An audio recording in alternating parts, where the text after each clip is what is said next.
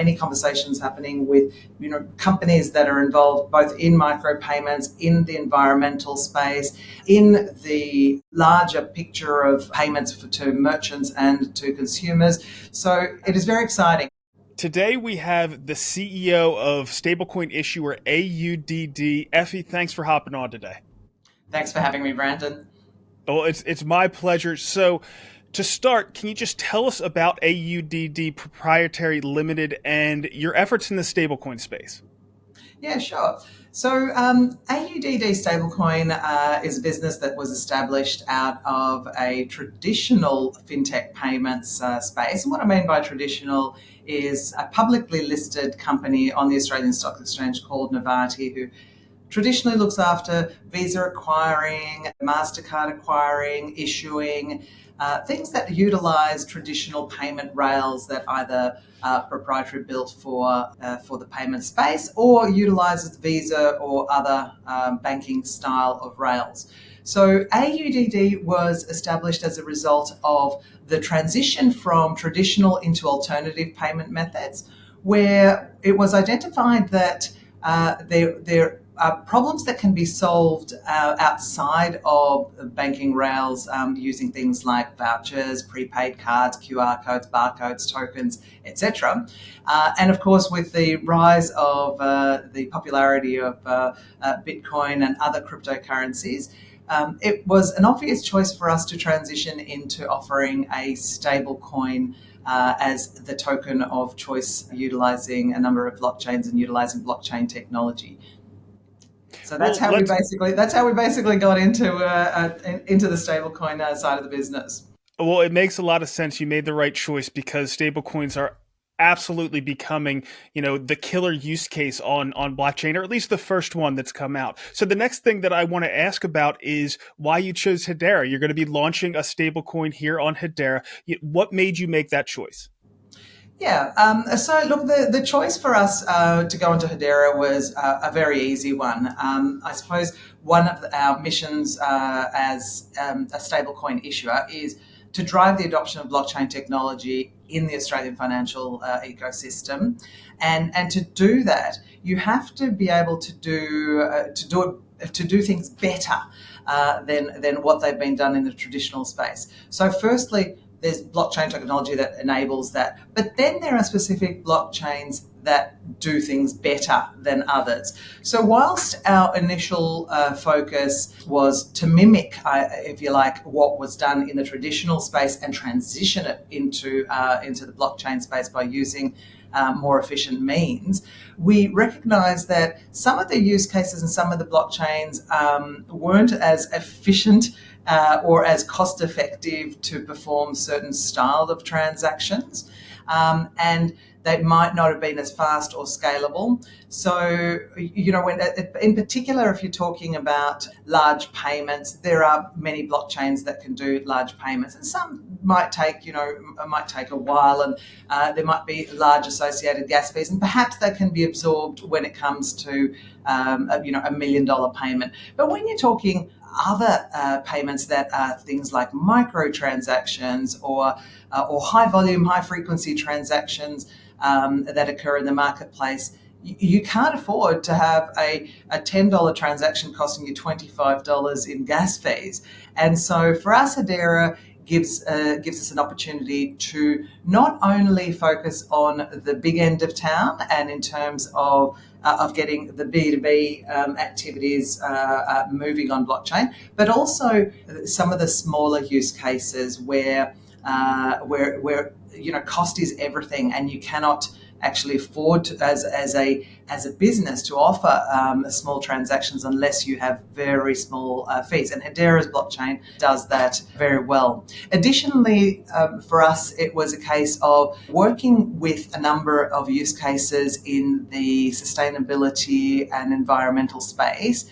And we had been approached by a couple, which I can't quite name yet. I wish I could, but looking to do things in the natural resource area where it needed to align with a blockchain that shared the same type of functionality and vision. And so Hedera also is a very green and efficient blockchain, and it's probably, I think it's rated, the top one in that sort of space, and so that's why we chose to align ourselves with the Hedera blockchain. Well, we're happy that you did. So you mentioned a couple of them there, but there's an awful lot of things that stablecoins enable, from cross-border payments to micropayments, like you mentioned, transactional Internet of Things. The list goes on. Which are some of the ones that have you most excited?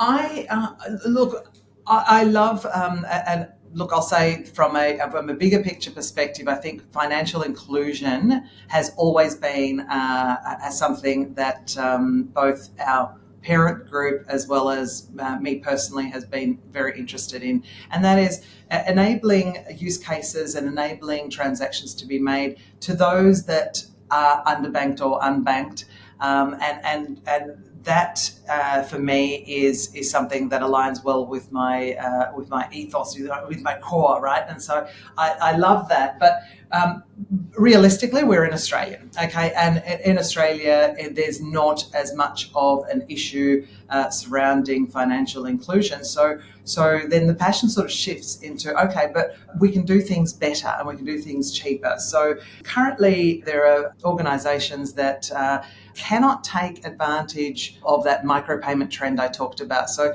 thinking about things like content providers where people stream media or have digital content, and they're getting paid cents to the dollar for the commissions or the returns on the content that they're producing.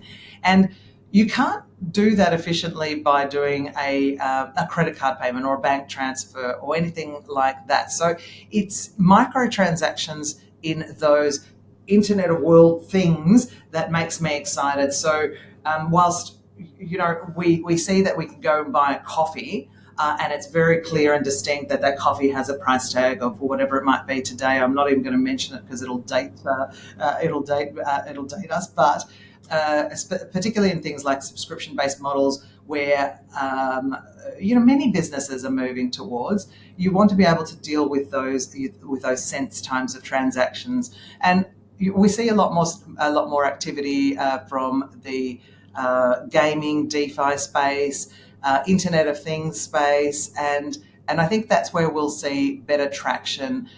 So a little bit of, let's deal with the big end of town in the trade payments, in the cross-border remittance, in the treasury, in the settlement to merchants, but also to the gamut of those microtransactions, keeping those costs low in that kind of space.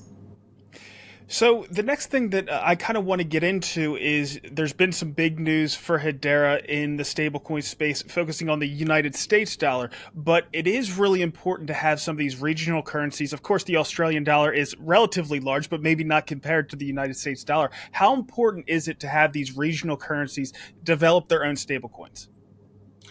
Yeah, I think it is. And to your point about what we see in the traditional space is, I'm going to do a little bit of a comparison with fiat, okay, so with cash in the ecosystem. So if we look at the trend with cash in the world globally, in terms of all the currencies that are traded, cash sits US dollars at 60% of the world's volume in terms of the payments made in that particular currency. And Australian dollars is about 2%. Right? But in the stablecoin space, we see that 99% or maybe even a touch more are in US dollar stablecoins. So that tells us that, well, hang on, the world can't be wrong for all these years that, the trade and everything else and payments have been made in sovereign currencies, right? So there's got to be a bit of a balancing out by having some local currency stablecoins. But more importantly than that, it's more about the sovereignty of the dollar and of the environment that economies work towards. And if I'm in Australia, I don't have US dollars in my wallet. I can't make my bill payments in US dollars. I can't make my business to business in Australia payments with US dollars. However, I can improve the process of making those payments if I introduce a stablecoin. I don't get exposed to hedging and FX risks. And so I'm able to better manage on balance sheet my treasuries, my FX exposure, all of those sorts of things that can be managed with an Australian dollar stablecoin. Now, granted, we don't have a very volatile currency, so stablecoins become even more important in those markets where there is volatility within their currency environments, and so it is a way to try to even out and stabilize. Hence the term, stabilize the value of sovereign currency in those economies. Understood. So I'm also curious about, what the roadmap looks like in Australia. The United States is going through trying to put legislation in place. What do you think the next few years looks like for stablecoins in Australia? I think there is a growth potential, and why I say that is we do have a little bit of a way to go. So we are currently lagging a little bit behind in our stablecoin regulation, but it's being addressed. And so, we do expect to see either quick follow with other regulations around the world. We do have Monetary Authority of Singapore has put out a framework. We have the MiCA framework. Hong Kong has developed one. Japan has. And now US, of course, is moving very quickly in developing many regulatory frameworks and laws around both cryptocurrencies, exchanges, and stablecoins. And so we do expect that to filter through into Australia. What that will mean is that with a clear regulatory framework, it'll enable the traditional ecosystem to come to the party. So what I mean by that is currently there's a challenge. People just kind of go, well, what rules do you abide by? Who are you? What makes us trust you? How can we be certain that our money is not going to disappear? Right? And so I think once we have better clarity in that regulation in Australia, we will see that rise.